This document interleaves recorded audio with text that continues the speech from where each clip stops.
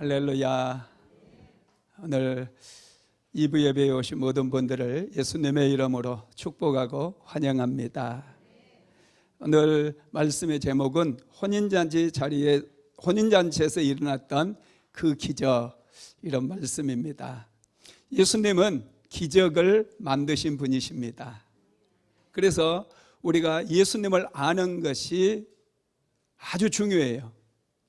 예수님을 아는 만큼 우리는 예수님을 잘 믿을 수 있습니다. 우리가 신앙생활 할 때 믿음이라고 하는 것이 마치 기차의 레일과 같아요. 우리는 믿음 위에서 살아가고 내가 믿는 만큼 기적도 경험하고 문제도 해결받을 수 있습니다. 이 믿음에서 가장 중요한 것이 바로 예수님을 아는 지식인 줄 믿으시기 바랍니다. 그래서 우리는 예수님을 알기 위해서 노력해야 돼요. 지식이라고 하는 것은 가만히 있는다고 얻어지는 게 아닙니다. 지식은 경험을 통해서도 얻지만은 배움을 통해서도 얻을 수 있습니다. 믿음의 사람들을 바라보면서도 우리는 믿음을 배울 수가 있는 것이죠. 그래서 사도 베드로는 우리가 믿음에 대해서 특별히 예수 그리스도를 아는 지식에 더 늘어가기를 원한다고 말씀했어요. 베드로후서 3장 18절 말씀 같이 읽어봅시다. 오직 우리 주 곧 구주 예수 그리스도의 은혜와 그를 아는 지식에서 자라가라. 영광이 이제와 영원한 날까지 그에게 있을지어다. 아멘. 예수님을 아는 지식에서 날마다 자라가라는 거예요. 예수님을 아는 지식이 더 넓어지고 깊어지고 커지라는 거예요. 아는 만큼 믿게 되고 아는 만큼 사랑하기 때문에 그렇습니다. 여러분, 알지 못하면 절대로 믿을 수가 없는 것이죠. 그래서 요한복음을 우리가 살펴보면은 예수님이 어떤 분인가에 대해서 쭉 기록을 해놨어요. 특별히 요한복음에는 7가지의 기적이 기록되어 있는데 이 기적들을 통해서 예수님이 어떤 분인가를 우리에게 알려주고 있다는 거예요. 예수님을 바로 알게 될 때 우리의 믿음이 깊어지기 때문에 그렇습니다. 요한복음에 나온 7가지의 기적을 먼저 한번 생각해 볼까요? 첫째가 요한복음 2장에서 가나 혼인잔치에 물이 변하여 포도주가 된 기적이 나옵니다. 요한복음 4장에는 왕의 신하의 아들이 병들어 죽어갈 때 예수님께서 고쳐주셨던 기적이 나와요. 요한복음 5장에는 베데스다 연못 가운데서 38년 동안 질병으로 고통당했던 그 사람을 예수님께서 고쳐주신 기적이 나옵니다. 그리고 요한복음 6장에는 오병이어의 기적이 나와요. 요한복음 6장 뒷부분에 보면은 무리를 걸으신 예수님에 대한 기적이 나와요. 그리고 요한복음 9장에는 소경의 눈을 뜨게 했던 기적이 나옵니다. 요한복음 11장에는 죽었던 나사로를 다시 살리셨던 기적이 기록이 되어 있어요. 여러분, 왜 요한복음에 이렇게 7가지의 기적을 기록을 했느냐? 여기에는 목적이 있습니다. 이 기적들을 요한복음에서는 표적이라고 얘기합니다. 기적은 영어로 하면 미라클이에요. 그런데 요한복음에 나온 기적을 미라클이라고 얘기하지 않습니다. 사인이라고 얘기합니다. 사인은 뭡니까? 표지라는 거예요. 표지. 이 표적지라는 거, 목적이 아니라, 기적 자체가 목적이 아니라 이 표적을 자세히 따라가다 보면은 드디어 목적지에 이른다는 거예요. 우리가 부산을 갈 때 경부고속도로를 타고 가다 보면은 이정표들이 나옵니다. 부산 앞으로 몇 킬로 남았다. 이렇게 계속해서 이정표가 나와요. 바로 기적들은 예수 그리스도가 누구인가를 알아가는 데 있어서 하나의 이정표고 표지판이라는 거예요. 그 표지판을 계속해서 따라가다 보면은 드디어 목적지에 도달할 수가 있죠. 그래서 요한복음에 나와 있는 이 기적들을 계속해서 우리가 묵상하면서 예수는 과연 누구인가? 예수는 과연 누구인가를 우리가 발견해야 된다는 거예요. 제가 이제 서성명 전도 축제 끝났기 때문에 예수가 누구인가를 알기 위해서 성경에 나와 있는 기적들을 한번 쭉 시리즈로 말씀을 전하려고 합니다. 특별히 이 시리즈 말씀을 통해서 예수님이 누구인가를 배워가기를 주님의 이름으로 축복합니다. 예수님을 배우고 예수님을 알아갈 때에 우리의 삶 속에 놀라운 변화의 역사가 일어나고 기적이 일어난다는 사실입니다. 오늘 우리가 읽은 본문에 보면은 예수님께서 물로 포도주를 만들었어요. 물로 포도주를 만드는 그 놀라운 기적을 행하셨다라는 것이죠. 그러면 도대체 예수라고 하는 분이 누구이기에 물로 포도주를 만들 수 있느냐는 거예요. 사람의 힘이나 사람의 지혜나 사람의 능력으로는 물로 포도주를 만든다는 것은 도저히 불가능합니다. 왜냐하면 물과 포도주는 화학 성분이 달라요. 원소 구조가 완전히 다릅니다. 화학식이 다릅니다. 그렇기 때문에 물이 변하여 포도주가 되었다는 것은 본질이 변했다는 거예요. 본질 자체가 변화되었다는 것은 이건 사람의 힘으로는 도저히 불가능하다는 얘기입니다. 그러면 도대체 예수님이 어떤 분위기에 이런 물을 변화시켜 포도주를 만들 수 있느냐는 거예요. 여러분, 이것과 더불어서 요한복음에서 이 표적들을 많이 기록을 해놨는데 이 표적을 기록한 목적을 요한복음 20장 31절에서 32절까지 사도 요한이 기록을 해놨습니다. 먼저 그것을 한번 읽어봅시다. 요한복음 20장 30절에서 31절입니다. 예수께서 제자들 앞에서 이 책에 기록되지 아니한 다른 표적도 많이 행하였으나 오직 이것을 기록함은 너희로 예수께서 하나님의 아들 그리스도이심을 믿게 하려 하며 또 너희로 믿고 그 이름을 힘입어 생명을 얻게 하려 함이니라. 아멘. 예수님께서 행하셨던 표적들, 대표적인 표적 7가지를 요한복음에 기록한 목적이 있는데 2가지예요. 첫째로는 예수께서 하나님의 아들 그리스도이심을 믿게 하기 위해서, 이 기적을 보면서 예수가 누구인가를 알기를 원한다는 거예요. 요한복음을 그냥 읽지 말고 예수님께서 행하셨던 그 기적을 깊이 묵상하면서 예수라고 하는 사람은 도대체 누구인가, 그것을 생각하고 읽으라는 거예요. 그런데 요한이 결론을 내려놓기를 뭐라고 그랬어요? 예수께서 하나님의 아들 그리스도이심을 믿게 하기 위함이라는 거예요. 2번째는 너희로 믿고 그 이름을 힘입어 생명을 얻게 하려 함이라 그랬어요. 구원을 얻게 하기 위함이라는 거예요. 예수를 믿을 때, 예수님이 하나님이라고 하는 사실을 믿을 때 구원이 임하게 되는 것을 믿으시기 바랍니다. 예수님은 하늘과 땅의 모든 권세를 가지신 분이고 전능하신 분임을 믿게 되기를 주님의 이름으로 축복합니다. 그런데 요한복음에 나와 있는 이런 기적들이나 표적을 자세히 살펴보면 여러분, 언제 기적이 일어나는 줄 아세요? 언제 기적이 일어나느냐? 부족함이 있을 때예요. 참 신기해. 모자라고 뭔가 결핍이 있고 부족함이 있는 현장에 기적이 일어났다는 거예요. 여러분, 이것은 굉장히 축복입니다. 가나 혼인잔치에 포도주가 떨어져 버렸어요. 포도주가 모자라요. 그러니까 그 현장에서 기적이 일어났다는 거예요. 여러분의 삶에 뭔가 부족한 거 있다면 이건 축복입니다. 뭔가 결핍되어지고 채워지지 않는 것이 있다면 그것 때문에 우리는 하나님 앞에 기도할 수 있고 부족한 것 때문에 예수님 앞에 나와서 예수님의 이름을 부르게 되죠. 저도 20년 전에 안산에 왔을 때 모든 게 부족했어요. 없는 거 투성이었어요. 그래서 기도를 시작했습니다. 그래서 예수님의 이름을 부르기 시작했어요. 끈질기게 매일마다 하나님 앞에 나와서 부르짖어 기도했어요. 그랬더니 하나님께서 그때그때마다 필요한 거 채워주시고 없는 거 있게 하시고 부족한 거 하나님께서 다 채워주심으로, 그런데 그걸로 끝난 것이 아니라 이 부족한 것 때문에 기도했더니 살아계신 하나님을 만나는 그 놀라운 축복을 경험했다는 사실이에요. 그래서 부족한 것이 축복이 될 수 있어요. 우리는 모자란 것 때문에 기도합니다. 다 채워져 있으면 기도하지 않아요.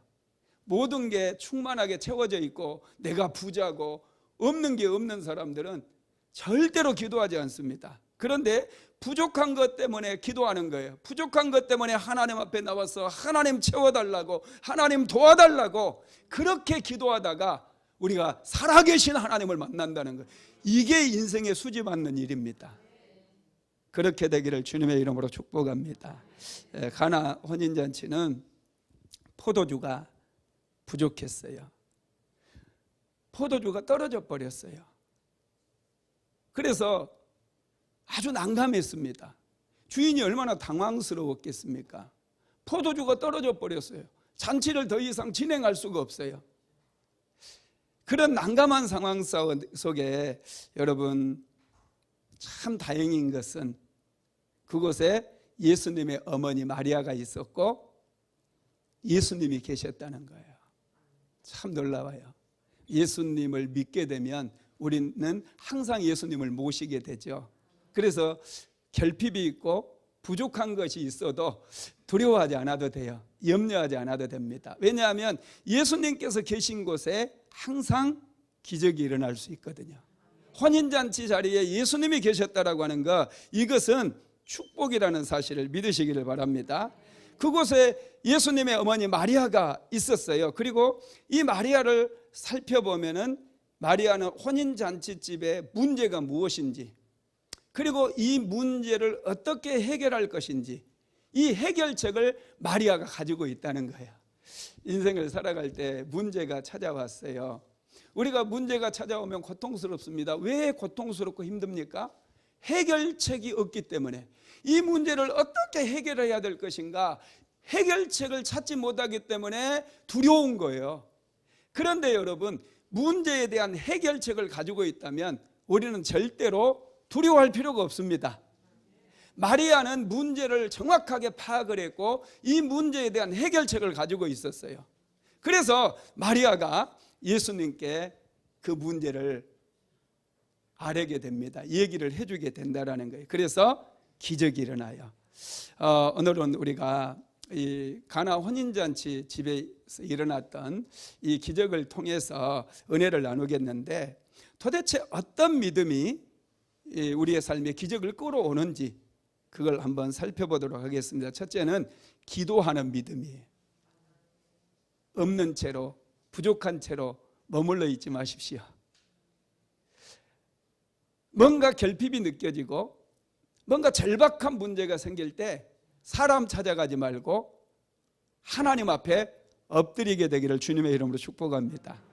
마리아는 그 집에 포도주가 떨어졌다는 사실을 알자마자 곧바로 예수님을 찾아갑니다. 이게 기도하는 믿음이에요. 한번 읽어봅시다. 요한복음 2장 3절입니다. 포도주가 떨어진지라 예수의 어머니가 예수에게 이르되 저들에게 포도주가 없다 하니. 아멘. 포도주가 떨어지고 포도주가 모자란 것을 알았어요, 예수님의 어머니 마리아가. 그런데 이분은 이 문제를 예수님께 아뢰기만 해도 문제가 해결될 것을 믿었습니다. 그래서 예수님께 그 문제를 그대로 가져다가 올려드리는 거예요. 이 집에 포도주가 떨어졌습니다. 한마디니까 문제가 해결됩니다.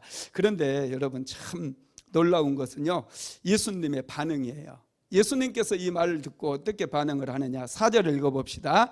예수께서 이르시되 여자여 나와 무슨 상관이 있나이까 내 때가 아직 이르지 아니하였나이다. 아멘. 이 말씀을 액면 그대로 받아들이면 이건 분명히 거절입니다. 여자여 나와 무슨 상관이 있습니까? 나와 뭔 상관이냐고.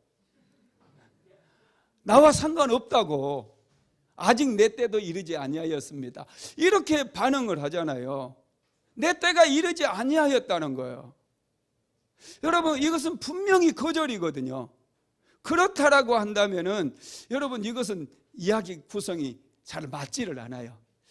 그래서 제가 또 좀 찾아보니까 유명한 미국의 신학자 중에 바클레이라고 하는 분이 있어요. 아주 유명한 신학자입니다. 그런데 그분은 이 부분을 어떻게 해석을 했느냐 하면은 이 원어를 아주 심도 있게 연구하고 분석한 분인데 그분은 이렇게 해석을 했더라고요. 어머니 걱정하지 마세요. 제가 원하는 방법으로 이 문제를 해결해 드리겠습니다. 그렇게 대답을 했다는 거예요. 너무 뉘앙스가 다르지 않습니까? 거절이 아니라 그 어머니에게 대답할 때 내 방법으로 내가 원하는 때 이 문제를 해결해 놓겠다, 그런 말인 거예요. 여러분, 이 말씀이 훨씬 더 좋은 말씀 같습니다. 예수님은 우리가 기도할 때 절대로 거절하지 않습니다. 어떤 문제를 가지고 나오든지 거절하지 아니하시고 우리의 문제를 해결해 주시는 분임을 믿으시기 바랍니다. 이 말을 들었던 마리아는 확신합니다. 예수님께서 반드시 이 집의 포도주의 문제를 해결해 주실 거라는 사실을 확신했어요. 그리고 종들을 불러서 종들에게 이렇게 얘기합니다. 5절 말씀 같이 읽어봅니다. 그의 어머니가 하인들에게 이르되 너희에게 무슨 말씀을 하시든지 그대로 하라 하니라. 아멘. 마리아는 예수님이 어떤 분인지를 너무나 잘 알았어요. 그래서 예수님께서 하인들에게 무슨 말을 시키든지 100% 순종해라, 그렇게 하인들에게 지시를 해 주었다라는 것이죠.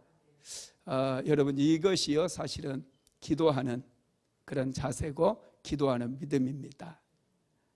기도하는 믿음을 갖게 될 때 우리는 기적을 경험합니다. 두 번째로 이 준비하는 믿음이에요. 예수님께서 기적을 일으킬 때 항상 없는 것 가지고 기적을 일으키지 않습니다. 우리가 가지고 있는 것, 우리에게 있는 것을 가지고 기적을 일으켜요. 오병이어의 기적을 보면은 보리떡 5개와 물고기 2마리를 가진 소년이 기적의 현장에 있었습니다. 안드레가 그 아이를 찾아가지고 예수님께 보리떡 5개와 물고기 2마리를 올려드렸어요. 그때 예수님께서 그것을 축복하시고 축사하시니까 5,000명이나 되는 사람들이 배불리 먹고 12광줄이나 남는 그런 기적이 일어난 거예요. 오늘 본문에도 예수님께서 다른 것 가지고 포도주를 만든 게 아닙니다. 잔치집에는 돌 항아리가 있었어요. 6개의 돌 항아리가, 물을 담는 그런 돌 항아리가 있었고 또 그 집에 우물이 있었잖아요. 그래서 하인들에게 물을 길어다가 돌 항아리에 부으라고 그랬어요. 아무것도 없는 상태에서 기적을 일으킨 게 아니라 그 집에 있었던 것, 준비되어 있는 것 가지고 예수님께서 기적을 일으켰다는 사실입니다. 그래서 저와 여러분들이 인생을 살아갈 때 열심히 살아야 돼요. 뭔가 여러분 실력을 키우고 재능이 있다면 그 재능을 개발하시기를 주님의 이름으로 축복합니다. 제가 목회를 하면서 보니까 이제 하나님께서 뭔가 새로운 일을 준비하시고 그분에게 축복을 주실 때 보면은 항상 그분에게 있는 것을 보여주시고 그걸 축복해 주시더라고요. 전에 한 번이 PC방을 해서 그분에게 PC방 이게 사람들에게 정신적으로 좋은 게 아니다, 이런 거 해가지고 돈을 벌어서 자식들을 키우고 그러면 안 된다, 이거 하지 말아라 그랬어요. 그랬더니 그분이 아니 목사님 어떻게 나 할 줄 아는 것도 아무것도 없는데 어떻게 그만두라고 하십니까? 깜짝 놀라는 거예요. 그래서 제가 뭐라고 했겠어요? 그래도 하지 말라고 그랬어요. 이런 거 해가지고 술집에서 돈 벌거나 이런 PC방 이런 거 해가지고 돈을 벌어서 가정이 세워줄 수 없다, 당신의 인생이 세워줄 수 없다, 하지 말아라 그랬어요. 그랬더니 이분이 자기는 할 줄 아는 게 아무것도 없다는 거예요. 그래서 자세히 한번 생각해 봐라, 그래도 뭔가 있을 거다. 그랬더니 그분이 하루가 지났어요. 하루가 지나가지고 전화가 딱 왔어요. 목사님 있습니다 그러더라고요. 그게 뭡니까 그랬더니 소방 자격증, 기능사 2급 자격증이 있다는 거예요. 그래서 그것 가지고 직장을 알아봐라 그랬어요. 그랬더니 하루 만에 바로 취직이 되고 자기가 벌던 것보다 돈도 훨씬 잘 벌어요. 그리고 1년 만에 소방기사 2급 자격증을 따게 되고 연봉이 점점 늘어가는 거예요. 여러분, 하나님께서는 이렇게 우리에게 복을 주실 때 없는 것 가지고, 준비되지 않는 것 가지고 주시는 것이 아니라 있는 것을 가지고 주신다는 거예요. 그래서 우리 그리스도인들은 하루하루 삶을 살아갈 때 항상 열심히 살아야 돼요. 실력이 있다면 그것을 더 키워나가야 돼요. 그것은 축복의 통로가 되기 때문에 그렇다라는 것이죠. 여러분, 엘리사 선지자 시대에 선지생도 한 사람이 죽고 그의 부인이 찾아오잖아요. 그의 부인이 엘리사 선지자를 찾아와서 선생님, 우리 남편이 죽었는데 빚을 많이 남기고 죽었습니다. 그런데 채주들이 찾아와가지고 우리 자녀들까지 다 잡아가서 팔아서 이제 그냥 종으로 넘겨버리려고 그러는데 어떻게 해야 됩니까? 그때 엘리사 선지자가 질문을 합니다. 너의 집에 무엇이 있느냐 그래요. 너의 집에 무엇이 있느냐? 기름 한 병 외에는 없습니다. 그러면 됐다. 동네마다 다니면서 그릇을 다 빌려와라. 큰 그릇도 빌려오고 있는 대로 빌려와라 그래요. 그리고 다 빌려왔습니다. 그랬더니 그러면 조용히 집에 가서 문을 닫고 기름병으로 그릇에 부어라 그래. 기름병은 작은 병인데 큰 그릇도 채우고 작은 그릇도 채우고 빌려온 모든 그릇을 다 채우는 거예요. 기름병에서 끊임없이 기름이 나오는 거예요. 이렇게 작은 게 하나가 있었지만은 여러분 기름병 하나 때문에 그 부인은 엄청나게 부자가 되었고 빚을 다 갚고도 평생 여러분 살아갈 수 있는 생활비까지 나오게 되었다는 사실입니다. 하나님께서는 우리에게 뭔가 기적을 행하실 때 우리에게 준비되어 있는 것을 보신다는 거예요. 여러분, 이것을 항상 기억하게 되기를 주님의 이름으로 축복합니다. 세 번째 믿음은 순종하는 믿음입니다. 요한복음 2장 5절에서 9절 말씀 한번 같이 읽어보겠습니다. 그의 어머니가 하인들에게 이르되 너희에게 무슨 말씀을 하시든지 그대로 하라 하니라. 거기에 유대인의 정결 예식을 따라 두세 통 드는 돌항아리 6이 놓였는지라. 예수께서 그들에게 이르시되 항아리에 물을 채우라 하신즉 아기까지 채우니 이제는 떠서 연회장에게 갖다 주라 하시매 갖다 주었더니 연회장은 물로 된 포도주를 맛보고도 어디서 났는지 알지 못하되 물도 온 하인들은 알더라. 연회장이 신랑을 불러. 아멘.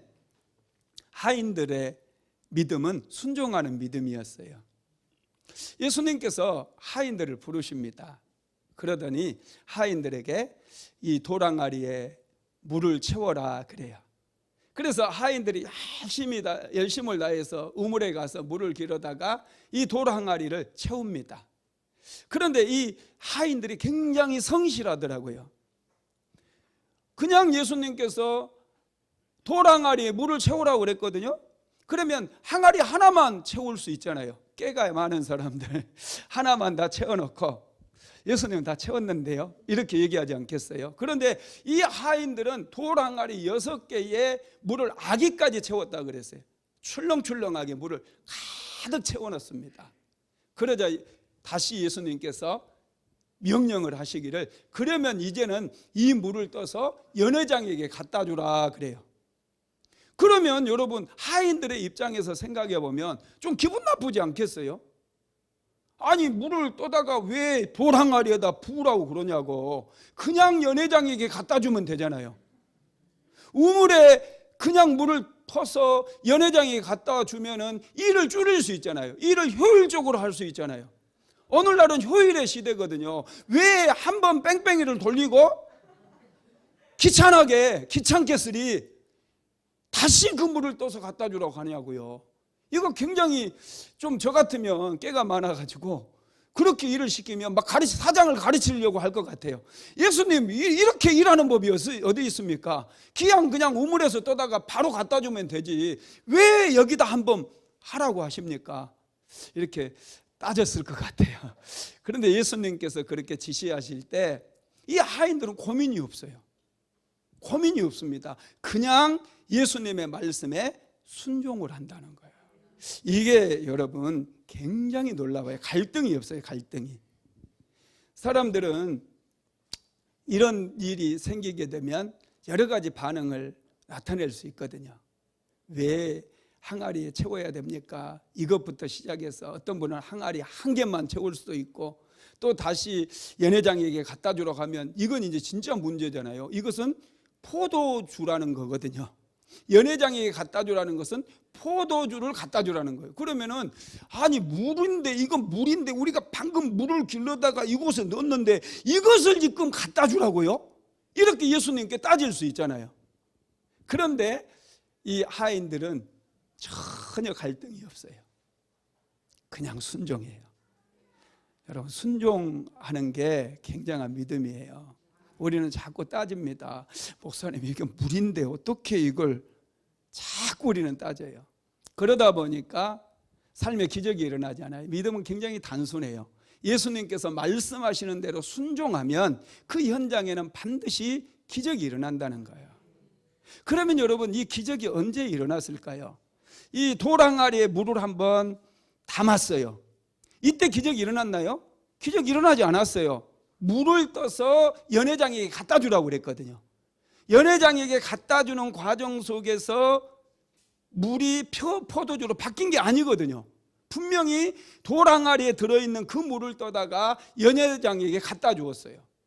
그런데 신기하게 연회장이 그 물을 마셨을 때 그 물이 포도주로 바뀌어버려요. 그러면 여러분, 이 돌항아리에 남아있는 것은 뭐여야 맞아요? 물이어야 맞잖아요. 그런데 이 돌항아리에 남아있는 것조차도 포도주로 바뀌어버린 거예요. 여러분, 이것을 통해서 우리가 뭘 알 수 있느냐면 기적이라고 하는 것은 과정이라는 거예요.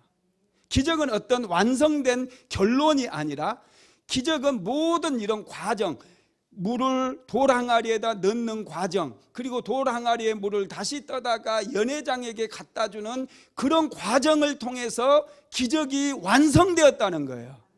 우리는 기적에 대해서 결론만을 생각합니다. 그래서 기적의 과정을 생략해버리고 결론만을 생각하고 기적이 결론이라고 생각을 해요. 그런데 성경에 나와 있는 기적들을 자세히 묵상해 보면 결론은 하나도 없어요. 전부 기적에는 과정이 있었다는 거예요. 예를 들면은 이스라엘 백성들이 여리고성을 점령할 때 하나님께서 말씀하셨어요. 하루에 한 바퀴씩 여리고성을 돌아라. 침묵하면서 돌아오고 그랬어요. 그리고 마지막 날, 7째 날에는 7바퀴를 돌라고 그랬어요. 그래서 이스라엘 백성들은 여리고성을 돌기를 시작합니다. 하루 돌았어요. 아무 일이 일어나지 않았어요. 두 번째 날 돌았어요. 아무 일도 일어나지 않았어요. 마지막 날 한 바퀴 돌았는데 아무 일도 일어나지 않아요. 그래서 여러분, 끝까지 우리가 믿는 게 어려운 거예요. 기적이 언제 일어났느냐 하면은 마지막 날 7바퀴를 다 돌고 나서 일제히 함성을 질렀을 때 여리고성이 와르르 무너져 버린 거예요. 그런데 여러분, 만약에 이스라엘 백성들이 이 첫째 날은 그냥 건너뛰고 둘째 날도 힘드니까 건너뛰고 마지막 날만 7바퀴 돌고 함성을 질렀어. 그러면 여러분, 여리고성이 무너질까요, 안 무너질까요? 절대로 무너지지 않는다는 거예요. 왜냐하면 기적이라고 하는 것이 모든 과정이기 때문에 하나님께서 말씀하신 이 과정들을 하나하나 순종하는 그 과정 속에서 일어나는 것이기 때문에 기적이 여러분 일어나지 않는다는 거예요. 나만 장군이 문둥병에 걸려서 엘리야 선지자를 찾아왔잖아요. 그때 엘리야 선지자가 요단강에 들어가서 7번 목욕해라 이렇게 말씀을 하셔요. 그냥 가려다가 부하 장수들이 막는 바람에 이제 요단강에서 목욕하기로 작정하고 요단강에 들어갔어요. 한 번 들어가서 목욕을 했어요. 다 보는데 똑같습니다.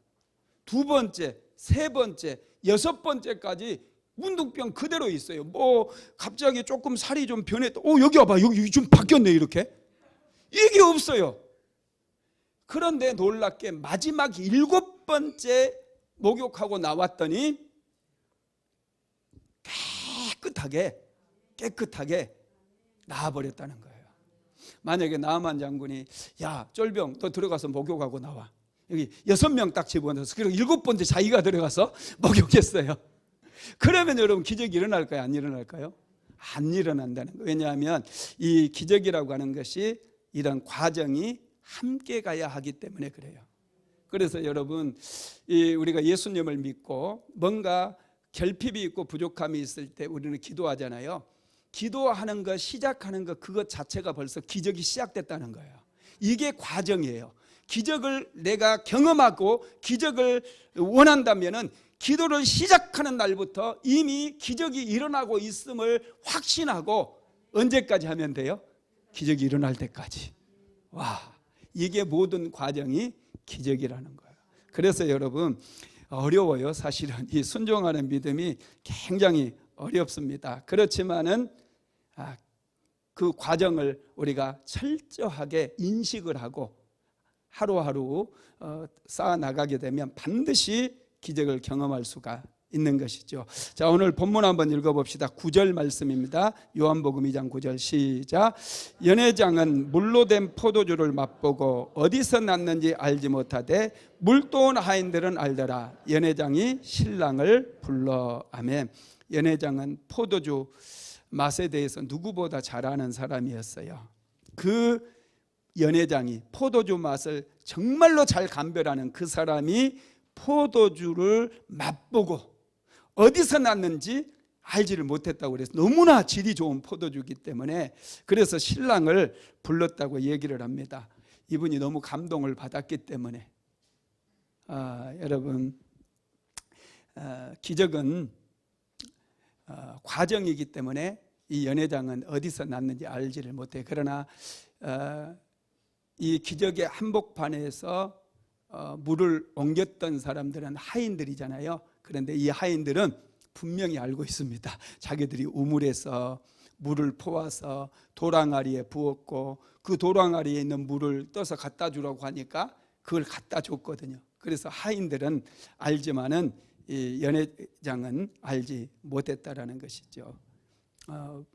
기적은 여러분 우리가 알지 못한다 할지라도 언제 일어났는지 알지 못한다 할지라도 이 과정 속에서 일어났다라는 것을 항상 우리는 생각하고 순종하면 돼요. 우리가 순종을 잘 못하는 이유는 두려움 때문에, 조바심 때문에, 의심 때문에. 여러분 이 하인들이 예수님께서 그러면 이걸 떠서 연회장에 갖다 줘라 그러면은 이건 포도주라는 얘기거든요. 만약에 이분들이 뭔가 의심이 생겼고 조바심이 생겼다고 한다면 가지고 가다 또 이제 한번 마셔봤을 거예요. 틀림없이 마셔봤을 거예요. 어렸을 때 아버지가 막걸리 사러 오라고 그러면은 막걸리 동네에서 막걸리를 사거든요. 그러면 이게 맛이 되게 궁금해요. 정말 궁금합니다.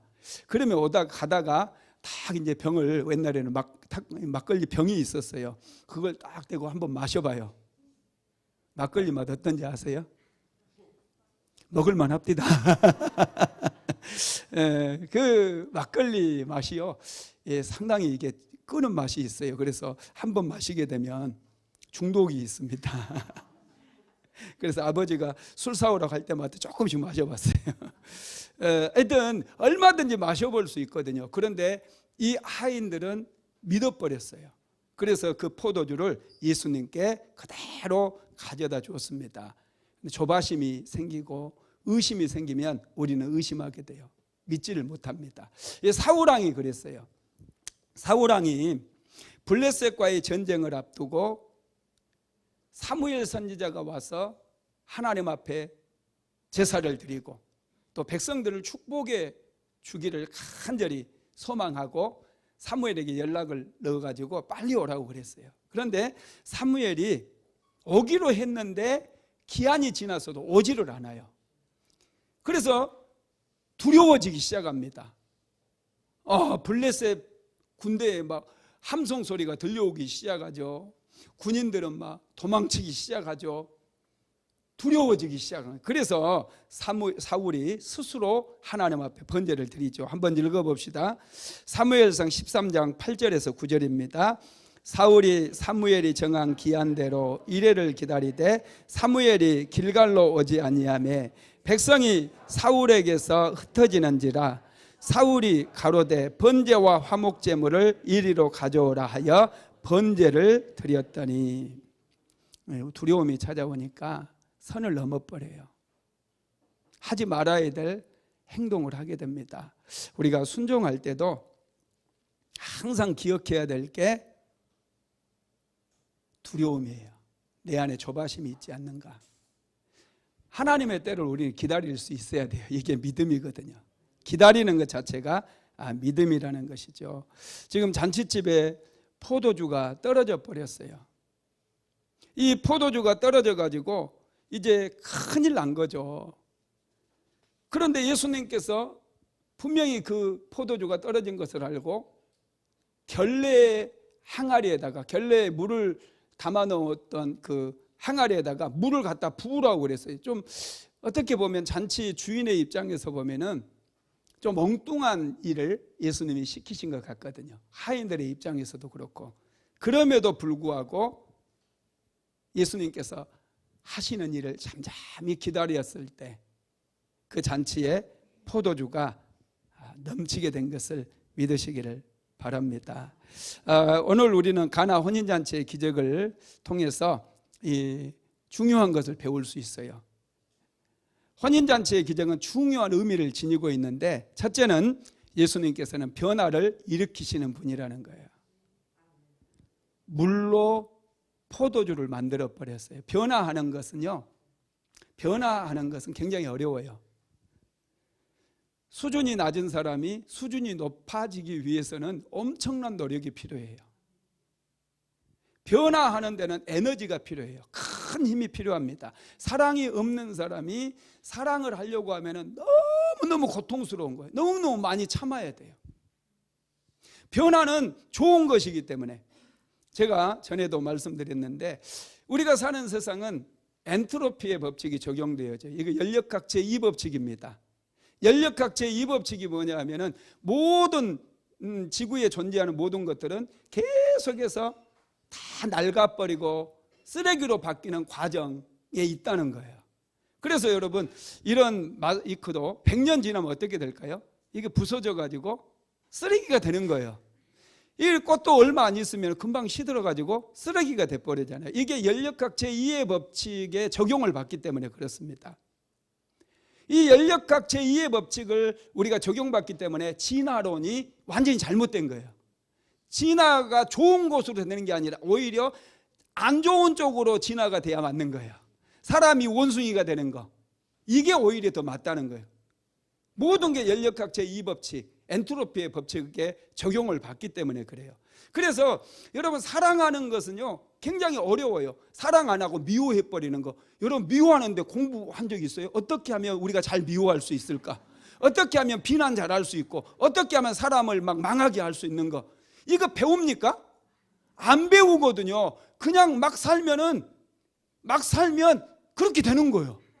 그런데 사랑하려면 이거 무지 힘들어요. 남편이 좀 어렵게 하고 그럴 때 우리가 참아야 되잖아요. 이 참는 건 무지 어려워요. 사랑은 참아주는 거거든요. 뭔가 거스리는 거예요. 엔트로피의 법칙을 거스리는 것들, 그래서 질적으로 좀 좋아지게 되는 거, 이런 것들은요 굉장히 어려운 거, 노력이 필요해요. 큰 힘이 필요해요. 그래서 우리가 사랑하려면 예수님의 은혜를 힘입어야 돼. 하나님께서 주시는 은혜가 에너지고, 이 은혜가 능력이거든요. 예수님께 은혜 받으면 사랑이 쉬워져요. 은혜 받지 못하면 막 미운 게 더 미울 때 미워해버리는 게 더 쉬운 거예요. 할렐루야. 그런데 우리가 예수님을 믿게 되면 좋은 쪽으로 변화가 이루어지는 거 믿으시기를 바랍니다. 그러면 오늘 물이 변하여 포도주가 되었잖아요. 그럼 어떤 변화가 일어났느냐? 먼저 색깔이 변해버립니다. 물은 무색이잖아요. 포도주는 붉은색이에요. 이게 무엇을 얘기하느냐? 우리가 예수를 믿게 되면 인생의 색깔이 아름다워져요. 삶이 행복해져요. 삶이 따뜻해져요. 할렐루야. 예수 없이 살게 되면 냉랭하고 차가워요. 그러면 아무런 열매가 맺을 수 없어요. 그러나 예수를 믿게 되면 따뜻해지는 거예요. 색깔이 아주 아름답게 수채화가 되는 거예요. 그전에는 붓 하나로 그냥 동양화를 그렸다 그러면 이제는 아름다운 색으로 내 인생이 아주 행복한 색으로 채색이 되어지는 거예요. 두 번째로는 맛이 변화됩니다. 물맛과 포도주 맛은 완전히 달라요. 물은 그냥 우리가 마시잖아요. 근데 포도주에는 맛이 있어요. 최상급의 포도주는 맛이 다르기 때문에 굉장히 비쌉니다. 예수를 믿게 되면 우리의 맛이 달라져 버려요. 예수 잘 믿어보세요. 아주 맛있는 인생이 됩니다. 세 번째로는 가치가 달라집니다. 물의 가치와 포도주의 가치는 그 자체가 달라요. 포도주 좋은 곳은 여러분 이 한 병에 몇 억씩 하는 것도 있습니다. 할렐루야. 예수 믿으면 이렇게 우리의 가치가 높아지고 질이 높아져요. 그래서 예수 잘 믿는 사람은 아주 수준이 높아요. 질이 높아져 버리기 때문에 그렇다라는 것입니다. 두 번째로 예수님께 가나 혼인잔치 기적의 가치는 무엇이냐? 두 번째, 좋은 것, 예수님은 좋은 것을 주시는 분이라는 거예요. 자, 요한복음 2장 10절 읽어봅시다. 말하되 사람마다 먼저 좋은 포도주를 내고 취한 후에 낮은 것을 내거늘 그대는 지금까지 좋은 포도주를 두었더라. 예수님께서 혼인잔치 집에 떨어진 포도주를 채워주실 때 최상급으로 채워주셨어요.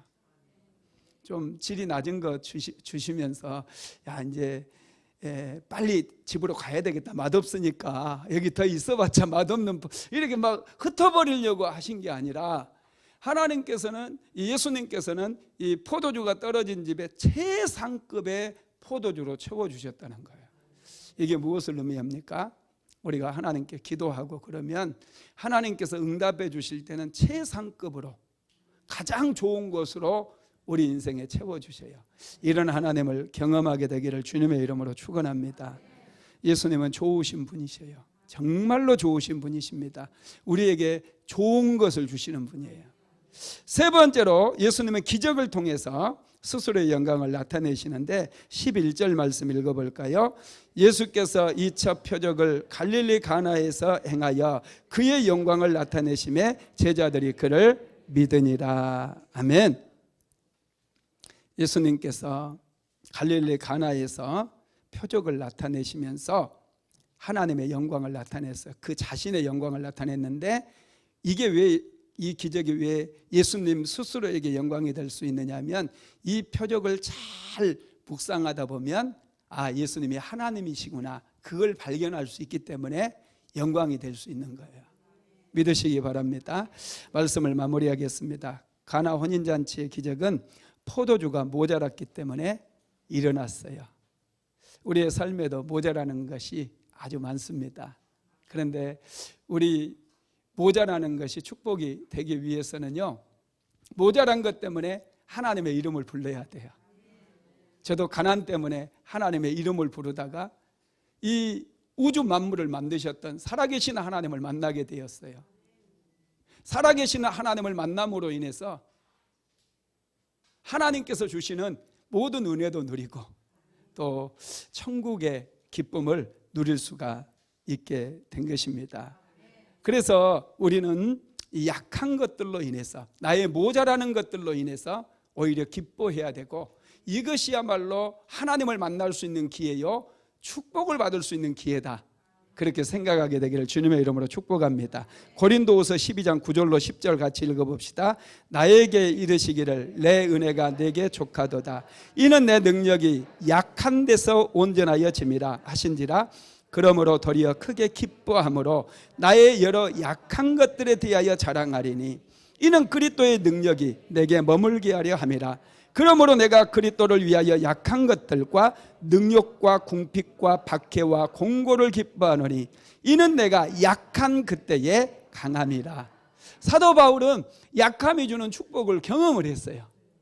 자기가 약한 것 때문에 하나님의 은혜를 누리게 되었고, 약한 그것이 자신을 강하게 만들어줬다는 사실을 그는 경험적으로 알았어요. 그래서 이런 말씀을 할 수가 있었던 것이죠. 내 은혜가 내게 족하도다 그러면서 이는 내 능력이 약한 데서 온전하여짐이라 그랬어요.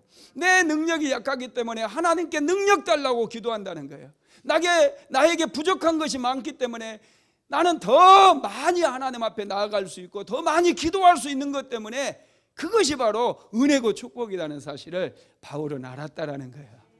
네, 여러분, 이 비밀을 아는 사람들은 정말 여러분 살아가는 태도가 달라져요. 인생의 태도가 달라지기 시작한다는 거예요. 약점 때문에 아주 잘된 사람이 있는데요. 이분은 세계에서 최고의 지휘자였던 토스카니라고 하는 사람입니다. 이 토스카니는 원래 첼로리스트였어요. 첼로를 타는 사람이었는데 이분에게는 결정적인 약점이 하나가 있었습니다. 근시가 너무 심해가지고 이 악보를 볼 수가 없는 거예요. 이 연주하다가는. 그래서 이분은 항상 이제 오케스트라 연주가 있을 때에는 이 그 악보를 전체를 외워버립니다. 전체를 외우고 연습에 임하는 거예요. 한 번은 이제 중요한 공연을 하는데 공연을 앞두고 지휘자가 갑자기 쓰러져 버린 거예요. 그래서 누군가가 지휘를 해야 되는데 그 단원 중에서 악보 전체를 외우고 있는 사람이 토스카니밖에 없었던 거예요. 그래서 네가 해라. 떠밀려 가지고 지휘를 했는데 이분이 지휘를 하면서 자기에게 있었던 그 재능을 발견한 거예요. 모든 사람이 열광을 해버렸어요. 그래서 첼리스트를 그만두고 이분이 지휘자로 나가게 되었고 세계 최고의 명지휘자가 되어버렸다는 사실입니다. 여러분, 이 부족한 것 때문에 우리는 더 잘 될 수 있고요.